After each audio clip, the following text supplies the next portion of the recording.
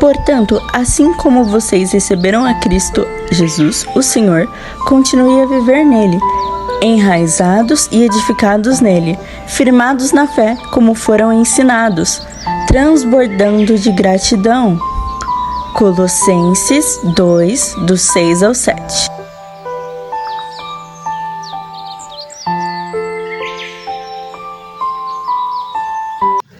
Bom dia! Estamos de volta com as nossas reflexões matinais enraizados em Cristo. Nós estamos meditando na vida de Davi, o homem segundo o coração de Deus. Estamos numa parte bem dolorosa do processo de Davi para se tornar um homem segundo o coração de Deus. Estamos em 2 Samuel, capítulo 12, hoje dos versículos 13 a 31. Nosso tema de hoje é a súplica dolorosa. Depois, Davi consolou a sua mulher, Betseba, e deitou-se com ela, e ela teve um menino a quem Davi deu o nome de Salomão. O Senhor o amou. 2 Samuel 12, 24. Nós aqui continuamos a ver a vida de Davi durante o período mais difícil. Por mais que achemos alguns episódios difíceis, de entender, eles trazem muitas lições para a nossa vida. As pepitas de ouro que escavaremos nas cavernas dolorosas dos capítulos a seguir, elas vão nos encantar. Certamente até que os ventos da vitória voltem a soprar sobre os nossos rostos, o rosto de Davi. Vamos fazer uma pausa agora mesmo e vamos pedir a Deus que incline seu coração para entender a palavra dele. Aqui nós temos algo muito importante. Natã levou uma palavra dura sobre a criança nascida do pecado entre Davi e Betseba. Em 2 Samuel 12, 13 e 14 diz assim: Então Davi disse a Natã: Pequei contra o Senhor. E Natã respondeu: O Senhor perdoou o seu pecado. Você não morrerá. Entretanto, uma vez que você insultou o Senhor, o menino morrerá. Natã mal tinha virado a maçaneta da porta para sair e o bebê de Davi caiu doente. O rei tinha sido avisado de que seu filho morreria e ainda assim buscou a Deus pela criança, como vimos no versículo 16. Foi durante 7 dias. Davi se recusou a comer. Ele passou noites deitado no chão. Quando o bebê morreu, os serventes ficaram apavorados. Eles pensaram que Davi se mataria. Então, temendo tal fatalidade, eles não contaram o fato ao rei. Eles se espantaram pela forma como o rei recebeu a notícia. Ele se levantou, lavou o rosto, mudou de roupa e foi para a casa do Senhor adorá-lo. Só então voltou para casa e se alimentou. Os serventes de Davi ficaram impactados com a sua atitude. Eles lhe perguntaram por que chorar enquanto a criança estava doente. E quando ela morreu, ele foi adorar o Senhor. E a resposta de Davi leva conforto à paz enlutados até hoje. 2 Samuel 12, 22, 23. E ele respondeu: Enquanto a criança ainda estava viva, jejuei e chorei. Eu pensava, quem sabe, talvez o Senhor tenha misericórdia de mim e deixe a criança viver. Mas agora que ela morreu, por que deveria eu jejuar? Poderia eu trazê-la de volta à vida? Eu irei até ela, mas ela não voltará para mim. Acaso Davi perdeu seu tempo buscando o Todo-Poderoso com lágrimas pela vida do menino? Afinal de contas, a mensagem de Deus por intermédio de Natã foi dolorosamente clara. Quando tentamos avaliar se os esforços de Davi foram em vão, observamos a enorme intimidade que ele tinha com o Senhor. Ao alcançar seu rosto em terra perante o Pai, foi como se o filho pródigo voltasse para casa, para o lugar que lhe pertencia. Ele estava com a alma destruída, desmoralizado, aterrorizado, mas ele estava de volta. Muitos meses se passaram desde a sua última aproximação de Deus, mas ele ainda reconhecia o seu pai.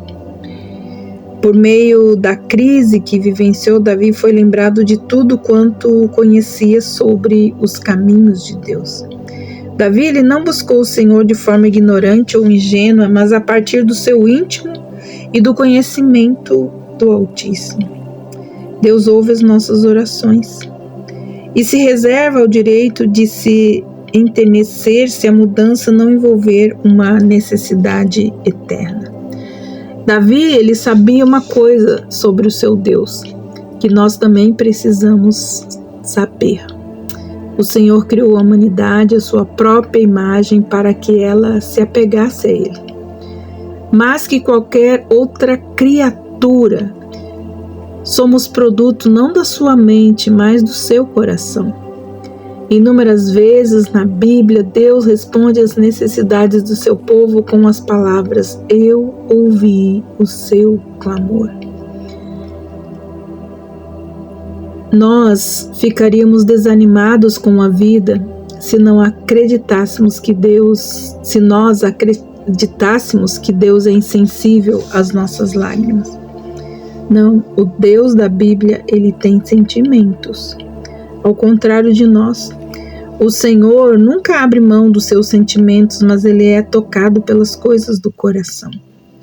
Quando Davi ouviu que viveria, mas que seu filho morreria, provavelmente suplicou a Deus para que ele morresse no lugar do menino.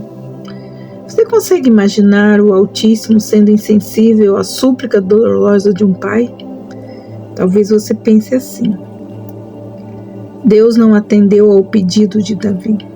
As orações de Davi não mudaram nada. Aonde está a graça divina e a sua misericórdia? O que mudou afinal? Vamos examinar algo que mudou. Primeiro, que a dolorosa súplica de Davi o obrigou a voltar a depender de Deus. Lembra que nós vimos nos nossos devocionais anteriores como foi que seu coração foi se distanciando de Deus? E aqui nós começamos a ver como o seu coração volta a depender de Deus. Em algum ponto do caminho, Davi confundiu o poder divino com o dele. Ouviu tantas vezes que poderia fazer qualquer coisa que começou a acreditar nisso. Mas Deus exige que dependamos dele, porque somente ele pode nos manter seguros. Ao dependermos do Altíssimo, ele é que cuida de nós. Quando buscamos segurança em outros lugares, ele é obrigado a nos levar de volta para casa. Ao recusarmos as cutucadas menos dolorosas do Espírito Santo, nós corremos o risco de medidas mais drásticas para nos trazer de volta. A tragédia levou Davi a depender do Pai. O julgamento do Altíssimo parecia cruel até levarmos em conta as muitas transgressões de Davi. Ele multiplicou as esposas, as concubinas, deitou-se com a esposa de outro homem, tirou a vida desse homem e não se arrependeu de nada disso. Então, não conclua com isso que a perda de um filho seja o castigo pelo pecado dos pais. Deus, ele não é mau. Lembre-se que Davi era o rei da nação de Deus e que ele continuaria se ele continuasse a se rebelar contra o Senhor, apesar da ação do Espírito Santo. Aqui nós vemos a súplica de Davi. Elas satisfaziam seu espírito nos muitos meses de luto que lhe sobrevieram. Quando ele sofreu aquela perda, precisou saber que havia feito tudo o que podia para impedir a morte do seu filho. Davi não quis que a criança morresse, tendo em vista que ela não poderia interceder por si mesma. A súplica do rei garantiu a sua sobrevivência em meio à tragédia que ele e a sua esposa sofreram. A súplica de Davi o levou de volta à intimidade com Deus. E tal retorno levou a sair de uma tremenda perda para uma vitória. O relacionamento restaurado de Davi com Deus o capacitou para consolar a sua esposa.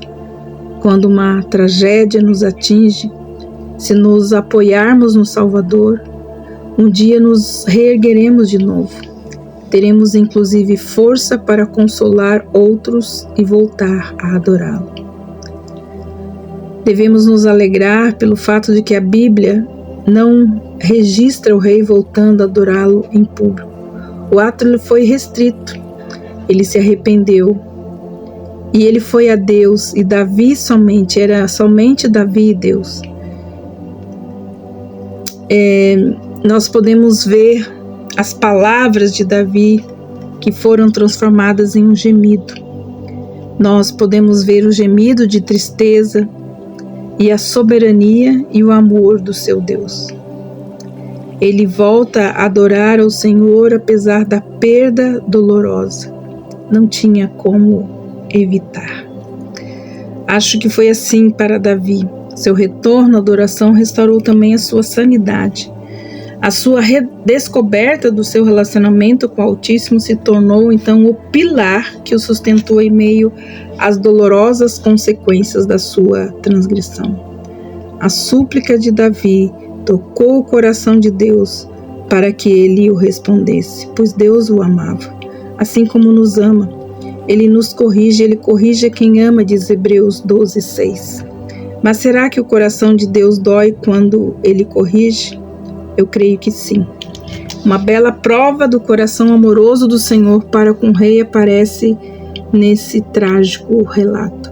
Ele não poderia dar a Davi o que ele pedira, pois tinha de ensinar uma lição eterna. No entanto, o Altíssimo realizou algo mais. Depois Davi consolou a sua mulher, deitou-se com ela, teve um menino a quem Davi deu o nome de Salomão. E o Senhor o amou e enviou o profeta Natã com uma mensagem a Davi. E Natã deu ao menino o nome de Gedias. Por sua graça, Deus removeu a maldição que pairava sobre essa união pecaminosa de Davi com Betseba. Tal união era errônea. Mesmo quando Davi soube que Betseba estava grávida, tentou tirá-la de sua vida, mas não adiantou. Eles se uniram por aquela terrível tragédia. Deus removeu a maldição do seu casamento e um filho nasceu da sua união. Gedias significa amado do Senhor. O Senhor amou Salomão e Deus o ama.